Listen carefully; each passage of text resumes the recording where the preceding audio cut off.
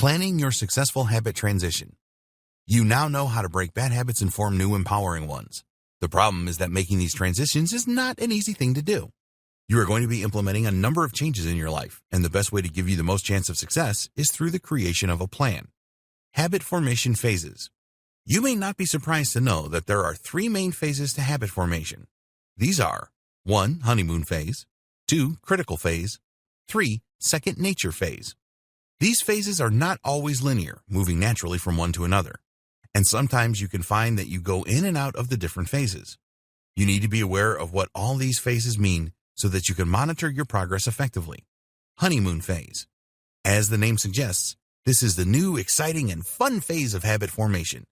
It is like when you first meet someone and fall in love. You have more zest for life, and you are motivated to make any changes necessary to keep this going.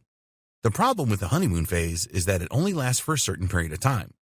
At some stage, reality will kick in, and you will automatically enter the next phase. This is a shame, just as it is with new relationships, but it happens, so you need to take this into consideration. Critical phase. After the honeymoon phase comes the critical phase. This is a vulnerable time, as you can start to have doubts about everything, just like in a relationship. You start to think whether your new exercise habit is really worth all of the trouble.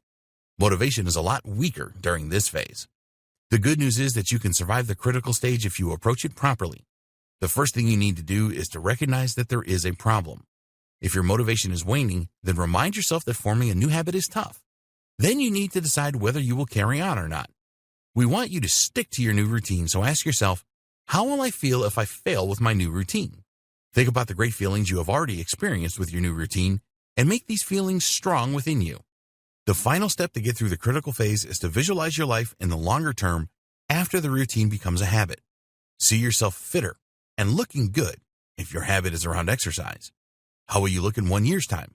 What about 5 years' time? If you stop your routine now, you will not look as good, will you? Second nature phase. You can probably guess what this phase is all about. When you get here, your new routine or routines will feel second nature to you. They're getting closer to becoming an automatic habit. But there are a couple of things that can make you head back to the critical phase, so you need to be careful. Something may change in your life that could cause a disruption to your routine. The other thing that can happen is that you experience feelings of discouragement again like you did in the critical phase.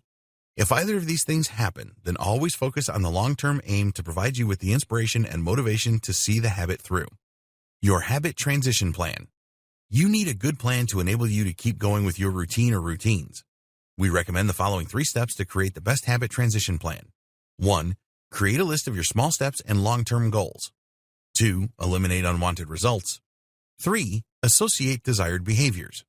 Let's take a look at each of these in turn. Creating a list of your small steps and long-term goals. It is very important that you use the power of visualization to see your long-term goals as a reality. This will make you much more likely to stick to your habit transitions because you will see what your life will be like in the future. It is not always easy to visualize long-term goals properly, so it is important to identify smaller steps that will help you to make progress towards these longer-term goals. So, if your long-term goal is to be physically fit and ripped, then a smaller step is to perform a simple exercise routine every day, for example.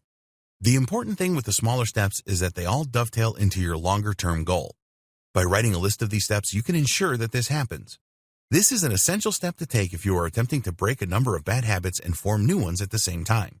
So, for the fitness goal, some smaller steps could be simple exercises each day, following a healthier diet, going to the gym 3 times a week, and so on. All of these small steps make visualization easier. Eliminate unwanted results. This is all about removing temptations from your path. If you want to be fit, then it is not a great idea to fill your kitchen with candies or snacks that are unhealthy, for example. Of course, you can never completely eliminate everything. Maybe someone comes to visit and brings something delicious with them. Going off the rails occasionally is okay. Make a list of the things that could result in you failing with your routine or routines. Visualize the potential pitfalls in your journey. Remove any distractions that are likely to cause a disruption for you. Sometimes things can just happen that could distract you. If you always go for a run at a certain time each day and somebody approaches you to do something else at that same time of day, then you need to see this as a potential disruptor. You need to be strong here and politely tell them that you can't do it. Associated desired behaviors. This is a simple process of associating desired behaviors to things that you already do in your life. You can also use this as a way of avoiding possible disruptions. So, for example, If you always run at 7 p.m. each evening and you know that your friend has a habit of turning up around that time, then set out a few minutes earlier so that you can avoid this problem. Let's say that you want to achieve two different goals at once. One of these is to be fit and the other is to learn a new skill. What you could do here is find some audio recordings that will help you develop your new skill and listen to this while you are exercising. Your morning routine is essential. Having a good morning routine will set the tone for your day.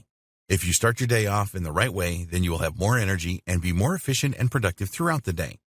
Studies have shown that we only have so much willpower, and this dissipates slowly as the day goes on. Each decision that we make, however small, contributes to this dissipation. So having a great morning routine will help to minimize the number of decisions that you need to make the rest of the day.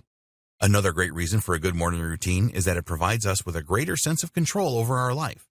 It can help you to minimize any anxiety because you know what you are going to be doing each day. So, add a good morning routine to your plan. Do things that will make you feel positive and energized first thing. Create a task list for the things that you need to achieve for the day. In this way, there is no anxiety for you at the start of your day, and this will make you feel very positive about the rest of it. In the next video, we will discuss how you can reinforce new habits.